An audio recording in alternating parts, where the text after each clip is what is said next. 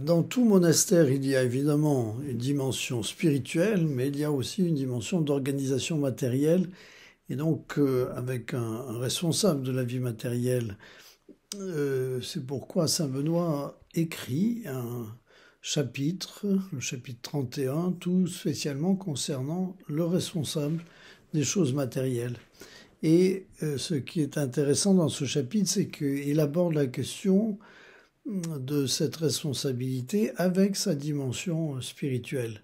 C'est-à-dire celui qui s'occupe des choses matérielles n'est pas là simplement pour s'occuper des choses matérielles, mais il est là d'abord pour être moine et pour vivre ce qu'il y a à vivre avec les autres dans la dimension profonde d'une existence à la suite du Christ. Par conséquent, on attend de lui, à travers le souci des choses matérielles, une attention intérieure particulièrement vive. Donc lui-même, par rapport à sa propre vie, devra acquérir une certaine pacification des passions. On dit de lui qu'il sera rempli de sagesse, qu'il aura une maturité, qu'il sera sobre, qu'il n'aura pas un caractère hautain, qu'il ne sera pas désordonné, turbulent, et surtout pas injuste, enfin, etc., etc. Et toujours avec cette idée très importante de Saint Benoît que quelqu'un qui est appelé à jouer un rôle de responsabilité, mais n'importe quel moine aussi, comme assise première, ce sera la conscience qu'il n'y a pas que lui là comme centre du monde, mais qu'il est en présence d'une présence et que cette présence est la plus essentielle, y compris à travers les relations humaines.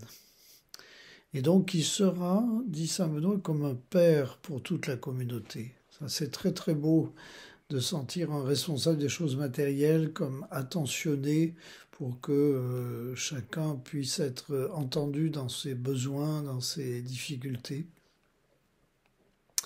Et bien sûr, il n'agira jamais simplement de lui-même, mais toujours en accord avec les autres responsable et surtout avec celui qui a la responsabilité première de l'ensemble de la communauté. La difficulté pour un responsable des choses matérielles, c'est de ne pas tomber dans une espèce de pragmatisme qui oublierait la personne humaine. Donc, dans les conversations, arriver à avoir une parole juste, une parole bonne, qui permet d'aller plus loin, de dépasser une difficulté, et de veiller à ce que personne ne soit triste du fait des choses matérielles. Et de cette manière-là, en prenant soin aussi particulièrement des plus pauvres, des malades ou des enfants, et bien de cette manière-là, le responsable des choses matérielles contribue à la vie de la communauté dans ce qu'elle a de plus essentiel.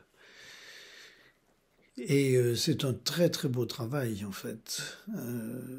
S'intéresser à l'humain et à l'humain profond à travers la vie quotidienne et les besoins quotidiens, c'est un service immense que l'on rend à un groupe. Et malheureusement, bien souvent, on réduit la question matérielle à une question justement simplement matérielle. Or, tout est lié. Et une question matérielle est aussi l'occasion d'être confronté au psychisme de quelqu'un et à l'esprit de quelqu'un et à son cœur profond. Donc, les responsables des choses matérielles doivent toujours être attentifs à cette dimension-là de l'humain fondamental, et à partir duquel une relation, est possible et une prise en compte de ce qu'il y a de plus nécessaire pour l'être humain. Essayons de vivre dans cette perspective.